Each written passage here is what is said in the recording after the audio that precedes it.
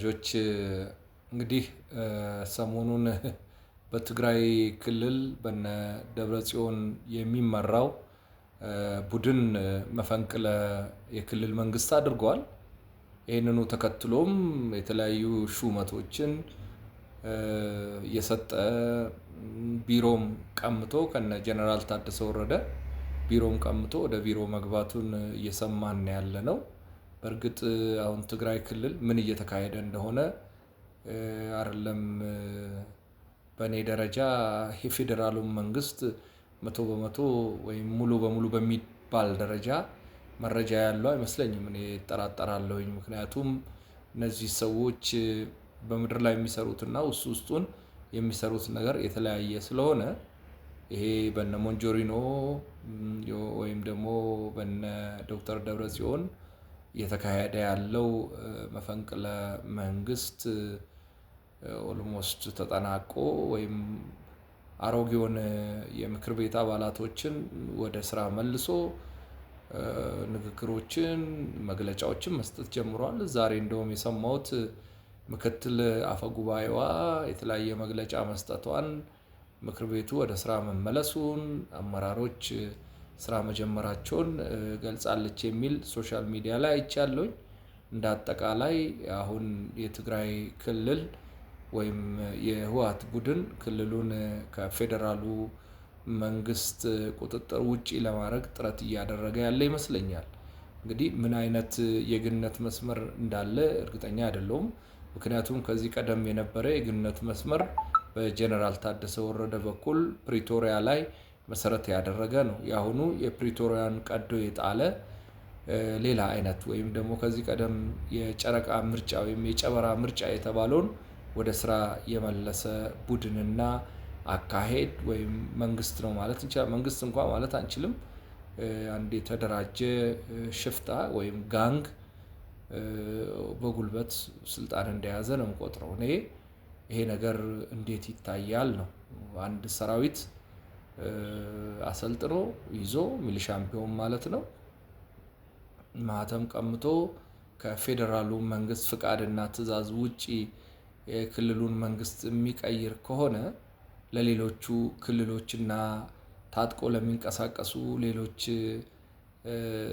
ድርጅቶች ወይም ቡድኖች ምን መልእክት ያስተላልፋል? ውጪ ላሉ ጠላቶቻችን ወይም ደግሞ ጎረቤት ሀገርም ይሁን ከሩቅም ሆነው ኢትዮጵያን ለማፍረስ ለሚፈልጉትስ ምን አይነት ሲግናል ወይም ምን አይነት መልእክት እያስተላለፈ ነው? እኔ የፌዴራሉ መንግስት እዚህ ላይ በጣም ግልጽ የሆነ አንድ ነገር ማለት አለበት ወይም ለህዝቡ መረጃ መስጠት አለበት። ከምን አንፃር ምናልባት የተለየ ግንኙነት እኛም ማናውቀው ግንኙነት የፌዴራሉ መንግስትና አሁን ስልጣን የያዘው ህወሓት ካላቸው ስልጣኑ ከያዘው ቡድን ጋር አይ ጥሩ ግንኙነት አለን፣ በሰላማዊ መንገድ ነገሮች እየተጓዙ ነው ብሎ ይግለጽልን። አለበለዚያ ደግሞ እኛ አሁን እኔ እንደ ተራ ዜጋ እንደማስበው መንግስት ገልብጠው የውንብድና ስራ እየሰሩ ከሆኑ ደግሞ ይህንኑ አስመልክቶ ግልጽ መልእክት ለህዝቡ ማስተላለፍ አለበት የፌዴራሉ መንግስት። አለበለዚያ እኔ ኮንሲኩዌንሱ ጥሩ አይመስለኝም። ወይም ውጤቱ ወይም የሚያስተላልፈው በጣም ኔጌቲቭ መጥፎ መልእክት ይመስለኛል ለሌሎች አገርን ለመበጥበጥ መንግስትን ለመጣል ለሚጣጣሩ ጸረ ሀገር፣ ጸረ ልማት፣ ጸረ መንግስት ለሆኑ ቡድኖችና ግለሰቦች። እናም እኔ አሁን ያለው የህወሓት አካሄድ ትንሽ አይደለም እንደው አቅሉን የሳተ ሰው እንኳን የማያደርገው እጅግ ድፍረት የተሞላበት ነውረኝነት የተሞላበት ስራ ነው ብዬ ነው ማስበው። እኔ ከፌዴራሉ መንግስት ጋር ተነጋግሮ ታደሰ ወረደን አይደለም ማንንም ቢያወርዱ ምንም አያገባኝም። ነገር ግን ያለ ፌዴራል መንግስቱ እውቅና የደቡብ አፍሪካውን ወይም የፕሪቶሪያን ስምምነት አፍርሶ ሌላ እኛ የምንፈልገውን ነው የምናቋቁመው የፕሪቶሪያንም ስምምነት አናቅም ብሎ የጋንግ ወይም የውንብድና የዱርዬ ስራ የሽፍታ ስራ መስራት ግን ለሌሎች ሽፍቶች የልብ ስለሚሰጥ የኢትዮጵያ መንግስት የት ነው ያለው? ምነው ዝም አልካቸው?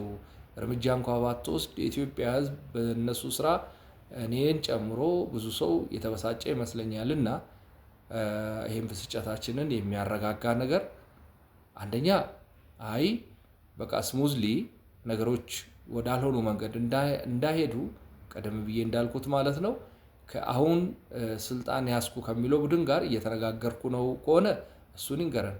አዘርዋይስ ደግሞ ልክ አሁን እኔ እንደማስበው ሌሎች በርካታ ኢትዮጵያኖች እንደሚያስቡት የተሰራው ውንብድና ስራ ከሆነ ይህንኑ በተመለከተ የውግዘት መግለጫ በፌዴራሉ መንግስት መውጣት አለበት። እነዚህ ሰዎች ቀደም ብሎም ሲሰሩ ነበረ ከሻቢያ ጋር አሁን መንግስት ሆነናል ብለው ወይ ሻቢያን ወይ ግብጽ ጋር ሌላ የኢትዮጵያ ፌዴራላዊ ዲሞክራሲያዊ ሪፐብሊክ መንግስት የሚያደርገውን ነገር ቢያደርጉ ወይ ቢዋዋሉ ወይ ቢፈራረሙ ወይ የሆነ የውጪ ጠላት ቢያስገቡብን የማን ያለህ እንላለን። ነገሮች በወደ ሰፊነት ሲታዩ እቺ ባቂላ ያደረች እንደው አትቆረጠምም አይነት ነገር እንዳይሆን ነገሮችን ሳይቃጠል በቅጠል ማለት ጥሩ ይመስለኛል። ሼር አድርጉላቸው፣ ፎሎ አድርጉ። ዛሬ ማታ በዚህ ላይ ነው የምንወያየው። ገለቶማ የቀነለይ ፈያታ